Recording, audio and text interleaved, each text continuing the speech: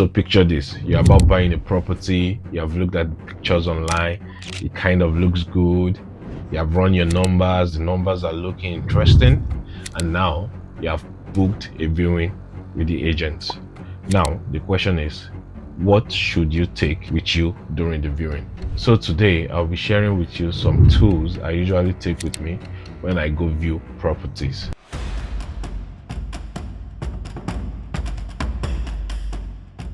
So the first tool I will be showing us today is the damp meter.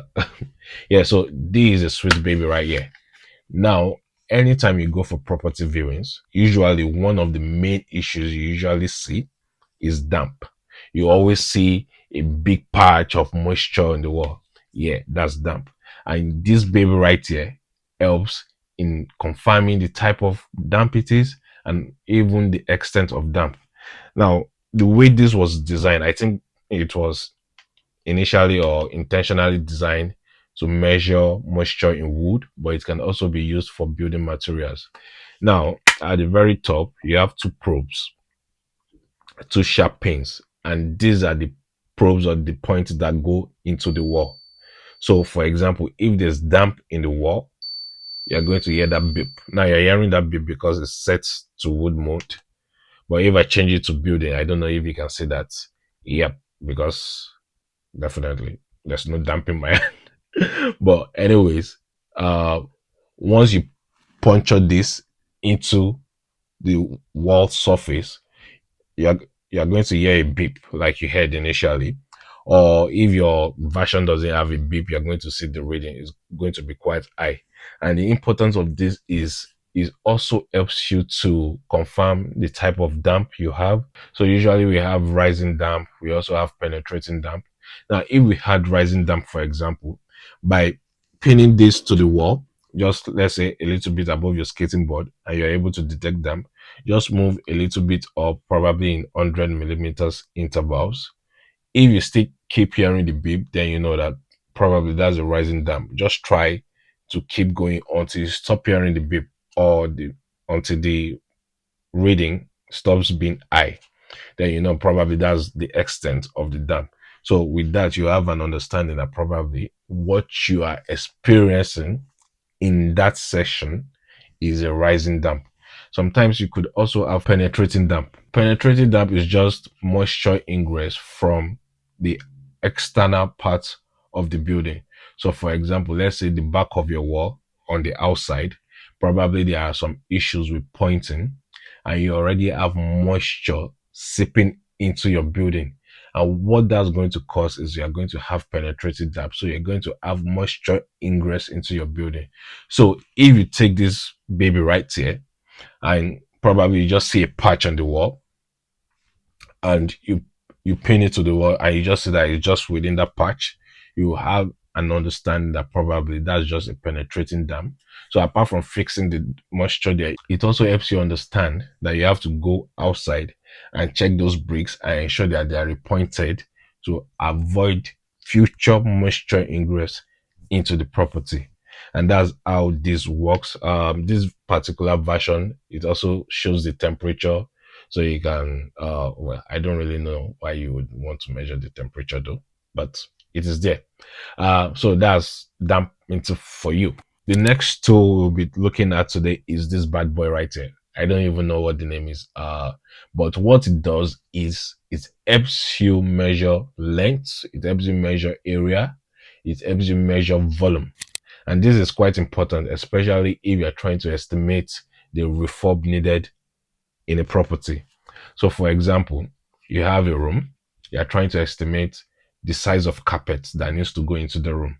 Yes, most times they always put description of the size of the rooms on the listing, but never trust that. Do your measurement yourself if you can. So with this, it's quite easy to do it. Well, if you're archaic and you prefer the old fashioned way, you could always get a tape rule. Actually, I have a tape rule somewhere, but I didn't bring.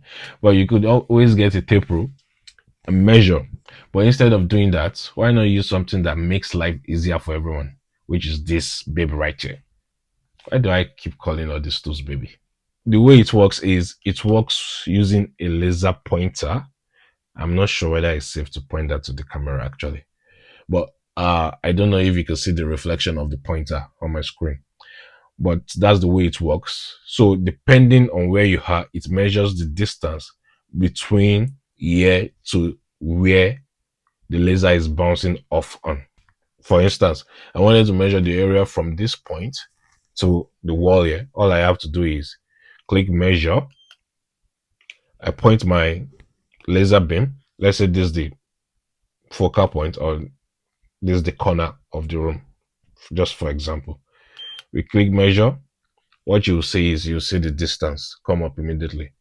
Then to the other end, you click measure. That distance comes up immediately, and automatically it calculates the area for you. Ain't that superb? Awesome. And it does the same thing for volume if you wanted to create calculate the volume of a room. So the interesting thing about this is it kind of works well together with this. So if, for example, I've located damp in the property and I've confirmed the area where the damp is, what I have to do is now measure that area with this right here, and with that I have an extent, or I have a good estimate of the area that needs damp proofing, and I can easily use that, to cost my refurb appropriately. So they work hand in hand, so to put it. Another interesting thing about this is, I don't know if you can see it, but it kind of has it's not, it has a spirit level just right there, and somewhere here too, it has a spirit level. So for the handymen out there, you know what the spirit level is used for. So if you go to properties, for example, one way you could know that there's probably structural issue with the property is if you see the level of the flooring and it's kind of slanting, there might be issue. So sometimes if you think probably it's just your height, you could also always trust a spirit level. So you could just use this small bad boy right here, put it on the floor. Well, you can't see it right now. Put it on the floor.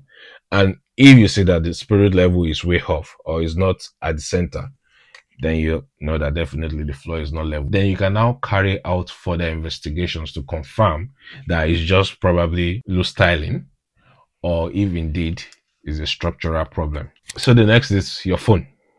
Always take your phone. Well, we always have our phones with us, so I don't think that would be an issue. But your phone is important. You use it to take pictures, you use it to take videos. So have a walkthrough of the property from the door. Take pictures of the externals of the property, the front, the rear.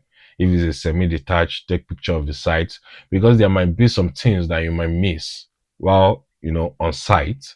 But when you look through your pictures and you look through the videos, you'll pick up on some things you think you might have missed. So one thing that I always work with you for is a clamp on light. You'll be amazed why you're using a clamp on light, but I've gone to some properties and it is utter darkness, probably because there's no power in the property. So sometimes your phone's flashlight might not be enough to see in the dark. All right. So all you just have to do is clamp this bad boy. Yeah, I go again with the bad boy. Just clamp the LED lights on your phone, and voila, you can see. Sorry, I didn't charge that, but when fully charged, you just clamp it on your phone. Then you have a better flashlight to record, to take pictures, and to help when you visit those haunted and dark properties. Yep. And the last thing I think you should always take with you is a checklist. You might have it on your phone, you might have it printed out on a sheet of paper, but have a checklist of things you have to look out for when you go for viewings. I won't go into that in this video. Probably I will do that in another video. Things you should always look out for when you go for viewings. But there you have it. Those are the tools I usually carry on with me when I go for viewings, and I always put them inside this fancy backpack. It makes life easier rather than carrying everything in your hand. So I hope it was helpful and you're able to learn something from that. In case you're interested in getting any of these tools, I've put them in the description so you can see the link there. All right, so that's it for today. Thanks for joining in, and I will catch you in the next one. See ya.